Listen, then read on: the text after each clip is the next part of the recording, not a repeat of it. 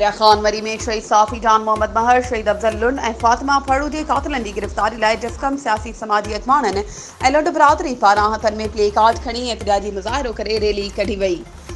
सियासी समाजी अॻवाननि, जस्कम अॻवाननि ऐं लुंड बिरादरी पारां हथनि में प्ले कार्ड खणी पुलिस स्टॉप खां एहतिजाजी रैली कढी वई, जेका मुख़्तलिफ़ चौकनि खां थींदी सदावा मोरीअ ते पहुती। अॻवाननि ख़िताब कंदे चयो त सिंध अंदरि लाक़ानूनीयत वधी वई आहे। सिंधी माण्हुनि जो क़त्लेआम रोज़ जो मामूल बणिजी वियो आहे। हर ॿिए ॾींहुं असांखे पंहिंजे गभरू नौजवाननि जा लाश मिलनि था ऐं उन्हनि जे कातिलनि खे बि गिरफ़्तार नथो कयो वञे। अॻवाननि मुतालबो कंदे चयो त शहीद सहाफ़ी जान मोहम्मद महर, शहीद अफज़ल लुंड ऐं मासूम फातिमा फड़ू जे कातिलनि खे फ़ौरन गिरफ़्तार करे शहीदनि ऐं उन्हनि जे वारसनि सां इंसाफ़ कयो वञे।